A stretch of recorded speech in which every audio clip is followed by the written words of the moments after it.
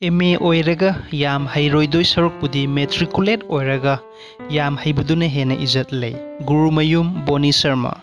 Manipur film industry gi saknairaba actor mayamna yo sanatombi loinana thuk lauba faubra hainba wahai hawker haiba newspaper yenba amana karamna Manipur film industry da khongdarakpa madi film reel dana mantri karopati oiba reel dana kamain tauba wahai amadi wari mayam asi khangninglabadi video si loiba faubtang yangbiyu aigi nusizaraba ise isal marup mapang mayambo RIKESH technique channel gi maigidagi kurimjari video asi subscribe tobiyu amadi all bell buttons nambiyu. Guru Mayum Bonny Sharma asi actor amadi isai saisakpa amani. Mahaki laifamna Kaisamthong maning Longjam Laikai, Imphal, Manipur.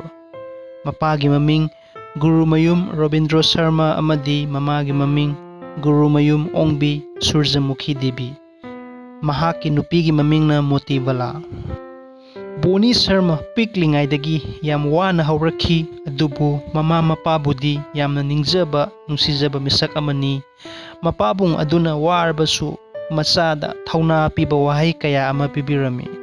Class 5 tamlingai matamda sel leitabagi awabana school gi mingchan bagi form fill up faubagi sel leitabana Chek Suba fouba yaurami. Bonny Sharma na class 8 tamlingai matamda ningtham thagi matamda mai phunga saduna laikai da yolamba Mora Saba amadi kalen chuti gi matamda Jugali suba fouba chatlami. Ayuk anganbada haugatlaga yumthong kuding newspaper yenbagi tabak su tawrami. Mamanabi gi mamangda ikaibadi fauwi kari gi fauroi adubu hingbagi lanfamni tawdaba yade haibagi wakhalda tabak adu chatharami. Sahi kharagi matung Bonny Sharma gi mapabung adu anaba yam kana henjalakhi lairaba kaubana amadi sel leitabana layeng badu ngamkhide amadi matam adudasu Bonny Sharma gi metric exam thabagi matam mathoki form fill up tawbagi sel leitabana adugi sahi adu exam thakide tha kharagi matung metric result adu thokirami matam aduda internet Manipur da leitabana result kudingmak roll ka konana newspaper da yawba matamni Bonny sel gi awaba laikhibana amadi form fill up tahodavana sahi adu metric exam thakiramde adubu mahak hawker ama oina newspaper yenbadi lepamde metric exam gi result adu newspaper da yawbana mamanabi ahalaman kaya ama mahak na yeliba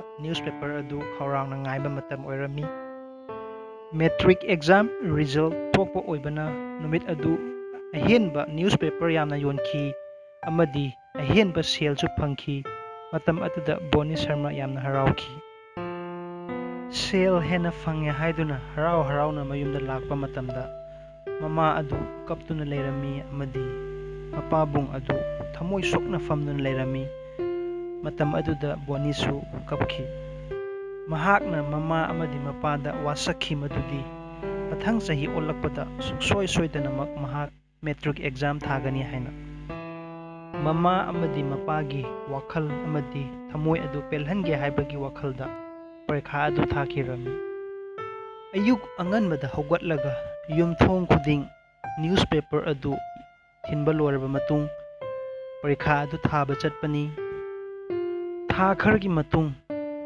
result thokpa matamda mahak pass tawki mahaki roll number adu newspaper da yaure amadi pass tawre haibado tabada mahak mamagi amadi mapagi manakta laklaga paw adu tamlami matam aduda mama mapadu mamitagi mapi takhiba mapi adu haraw nungaibagi mapi metric pass tawraba matung sel gi awaba leibana lairik tamba adu tokhirami amadi chahi kharagi matung second hand firol khungup kaya ama yonkirami wakhallon amadi puksel chawba maramna second hand gi business adu mayam bada sinaraga Bonny Sharma sumang lila amadi film industry da mai onsen kirami.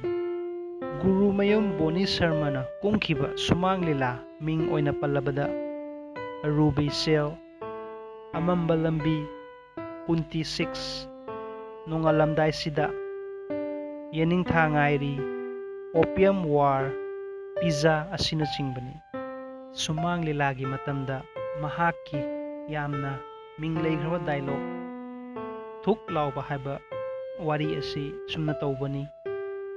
Lila mayam punba matamda practice tawba matam aduda mahaka yamna punba manaw nupa thokpa amana wahai asi sorokta mi ama chapa matamda angang aduna hek yengmada thuk lawi haiba wahai adu tabada Bonny-gi thamoida pankiba amadi director amadi Bonny mayamna pullaga wahai asi hapsi haibadagi hapkiba adugumba thuk lauba wahai asi Manipur amadi malem pumbada khangnakiba Bonny Sharma gi dialogue asini.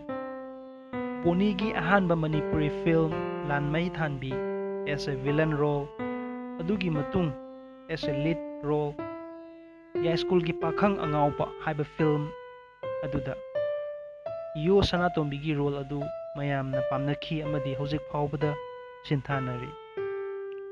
Bonny na fangkhiba award sing madudi number 1 Best Actor Award at 8th Manipur State Film Festival 2013 for the film ya school gi pakhang angaupa.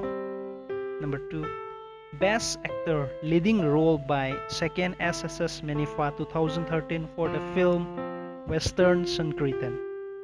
Number 3 Best Actor for Negative Role for the film Kongfam by 6th SSS Manifa 2017.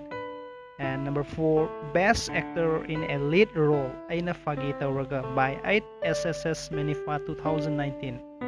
Hojik faubada Bonny na apunba film Samyangai ki mathakta kumkhre.